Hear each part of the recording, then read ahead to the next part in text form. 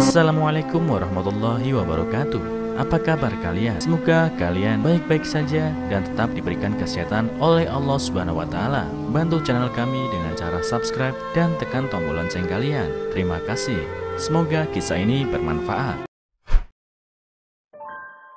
Ini adalah kisah anak perempuanku yang sangat menyentuh hatiku. Setiap kenaikan kelas, anak perempuanku yang kuberi nama Sofia selalu mendapat ranking ke-23 dari 23 murid.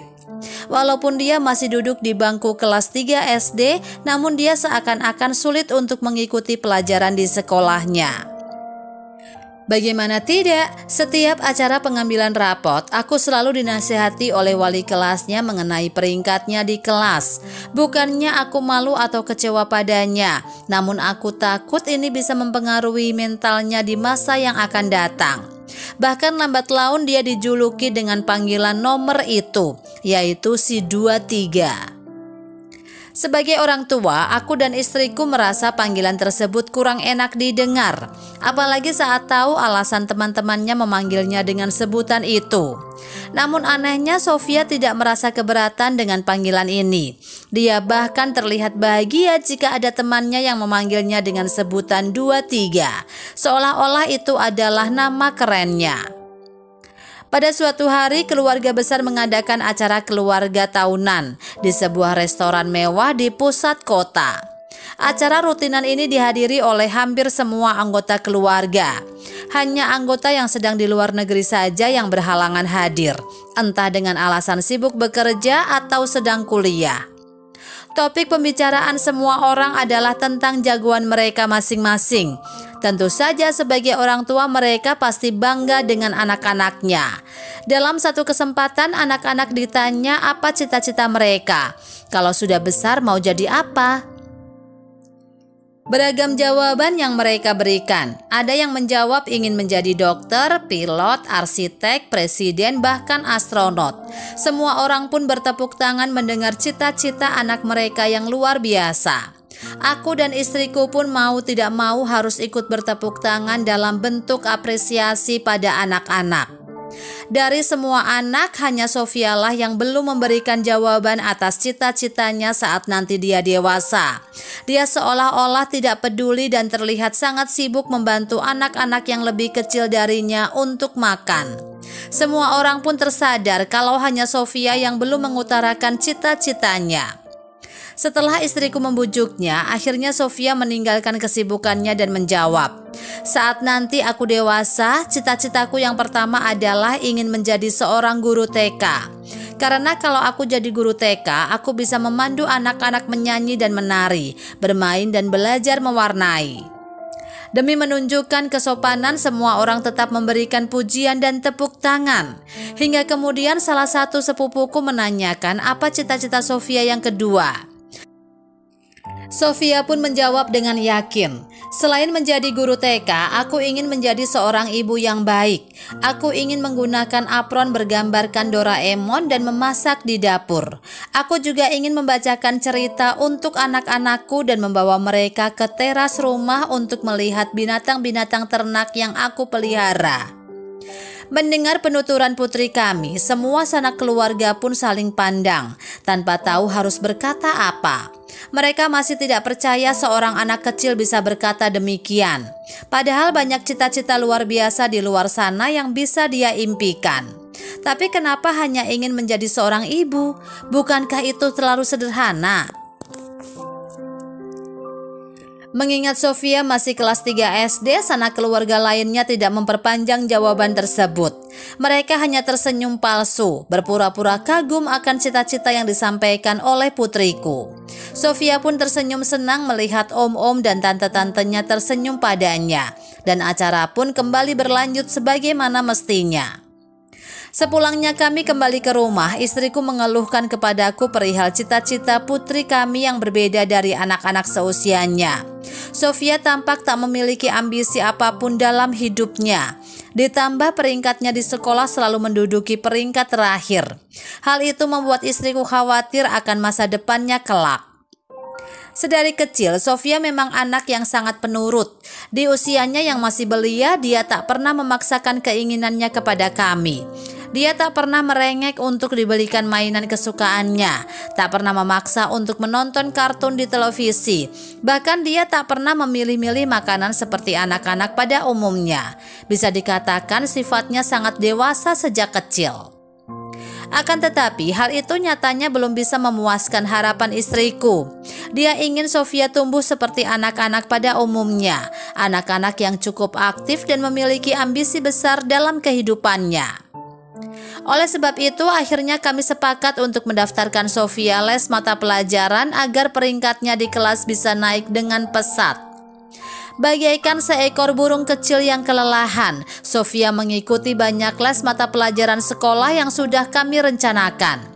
Buku-buku dan soal latihan pun dikerjakan terus tanpa henti. Tak ada penolakan ataupun rengekan darinya. Sampai akhirnya tubuh kecil itu tidak bisa bertahan lagi. Sofia terserang flu berat. Untungnya pekan ujian akhir semester sudah selesai, jadi putri kecil kami bisa beristirahat di rumah dengan tenang. Akan tetapi hasil ujian semesternya membuat kami tidak tahu mau tertawa atau menangis. Dia tetap saja mendapat peringkat 23, seolah-olah angka itu sudah melekat pada dirinya. Sebagai orang tua, kami tentu saja sangat menyayangi putri sematawayang kami ini. Namun kami sangat kebingungan dengan nilainya di sekolah. Padahal Sofia sudah mengikuti les intensif di luar sekolah. Bahkan dia juga sangat rajin mengerjakan tugas yang diberikan oleh tempat lesnya. Tapi mengapa hasilnya masih saja peringkat terakhir? Apakah dia sebenarnya tidak minat untuk sekolah? Entahlah, aku dan istriku pun bingung. Pada suatu hari, di hari Minggu teman-teman sekantorku mengajak pergi rekreasi bersama. Semua orang membawa serta keluarga mereka, tak terkecuali denganku. Sepanjang perjalanan penuh dengan tawa dan anak-anak bernyanyi. Bahkan ada juga yang memperagakan kebolehannya. Ada yang bisa bernyanyi dengan siulan, ada yang bisa membaca puisi, ada yang bisa memainkan gitar, ada yang mahir dalam bidang akademis dan berbagai macam kebolehan lainnya. Sayangnya, Sofia tidak mempunyai keahlian khusus. Dia hanya bisa belajar walaupun peringkatnya di kelas tak bisa juga kami banggakan pada orang lain. Namun Sofia terlihat sangat bahagia, hanya terus bertepuk tangan dengan sangat antusias, layaknya orang yang sedang menonton konser dari tempat paling depan. Selain itu, Sofia juga seringkali lari ke belakang untuk mengawasi bahan makanan, merapikan kembali kotak makanan yang terlihat sedikit miring, mengetatkan tutup botol yang longgar atau mengelap wadah sayuran yang meluap keluar. Dia sibuk sekali bagaikan seorang pengurus rumah tangga cilik. Walaupun sepertinya tidak ada yang memperhatikannya kecuali kami orang tuanya. Ketika malam tiba, tanpa disangka ada satu kejadian tak terduga. Kejadian ini melibatkan dua orang anak laki-laki dari teman kerjaku. Satunya si jenius matematika bernama Arhan dan satunya lagi ahli bahasa Inggris bernama Juan. Keduanya sama-sama masih duduk di bangku kelas 5 sekolah dasar. Arhan dan Juan memperebutkan sebuah kue bolu pandan yang tersisa satu potong lagi. Tak ada seorang pun yang mau melepaskannya, juga tidak mau saling membaginya. Sifat dasar anak-anak yaitu egois. Para orang tua mencoba untuk membujuk mereka berdua, namun tetap tak berhasil. Justru perebutan mereka menjadi semakin sengit. Tak lama Sofia bergabung dan mencoba melerai mereka. Didekatinya kedua bocah laki-laki yang lebih tua 2 tahun darinya itu. Kemudian dia berbicara dengan lembut layaknya seorang guru TK. Dan tanpa disangka Sofialah yang berhasil melerai Arhan dan Juan dengan merayu mereka untuk berdamai. Betapa bangganya kami dengan sikapnya yang dewasa itu. Kakak-kakakku yang hebat, kita diajak ke sini untuk liburan, bukan untuk bersaing.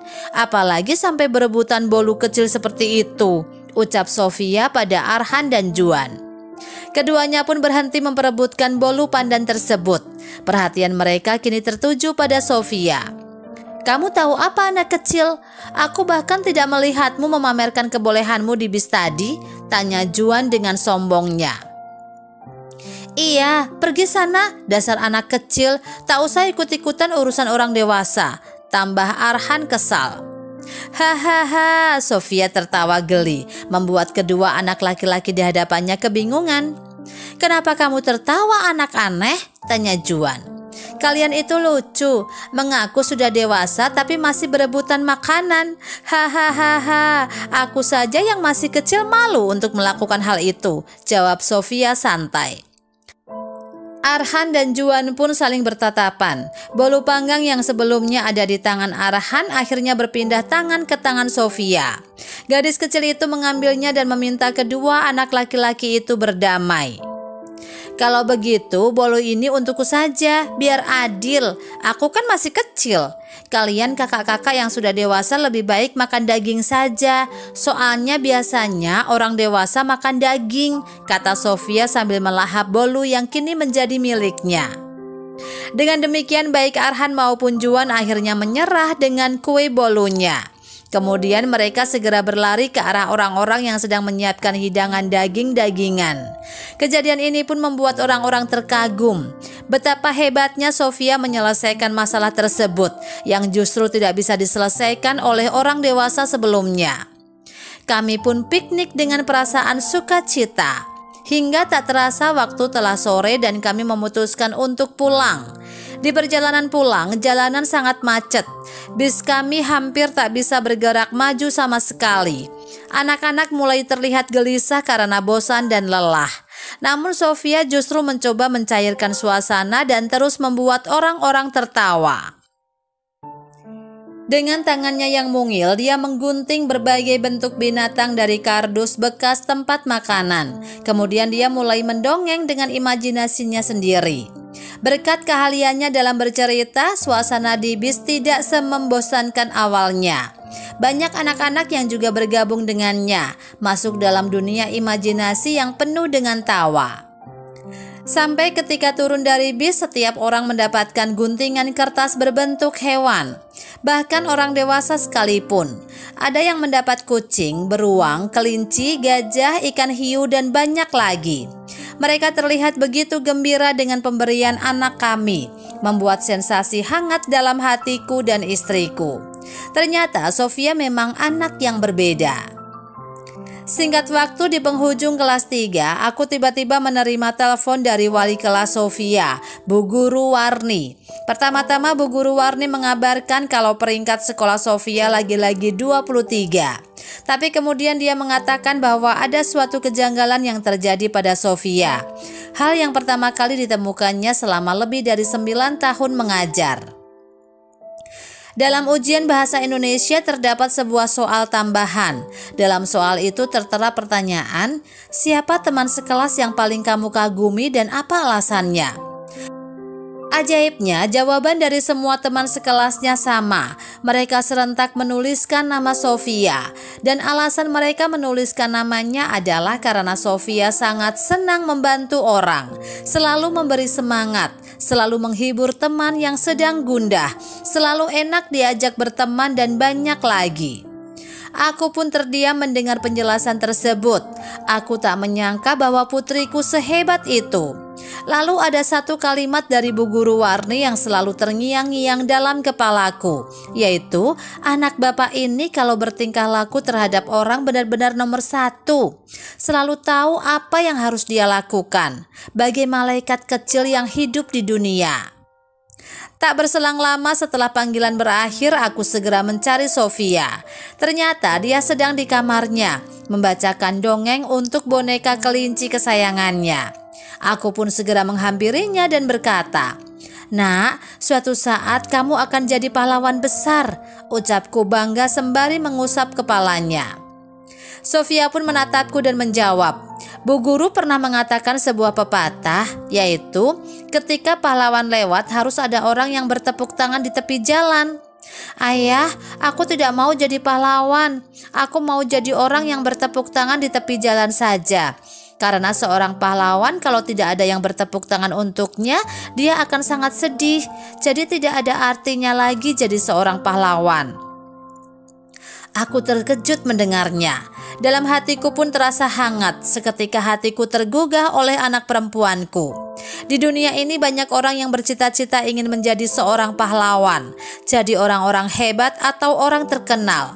Namun anakku memilih untuk menjadi orang yang tidak terlihat, layaknya akar sebuah tanaman. Tidak terlihat, tapi dialah yang mengokohkan, dialah yang memberi makan, dan dialah yang memelihara kehidupan yang lain. Aku tersadar bahwa hidup itu bukan semata-mata untuk menunjukkan siapa yang paling penting, siapa yang paling berperan, atau siapa yang paling hebat. Tapi sederhananya, hidup ini untuk menunjukkan siapa yang paling bermanfaat bagi yang lain. Demikianlah sebuah kisah penuh makna yang bisa kita ambil pembelajaran di dalamnya. Semoga kisah ini bisa memberikan nilai positif bagi penonton sekalian. Terima kasih telah menonton video ini sampai akhir. Sampai jumpa di kisah-kisah inspiratif lainnya. Jangan lupa like, subscribe, dan tinggalkan jejak kalian di kolom komentar. Wassalamualaikum warahmatullahi wabarakatuh.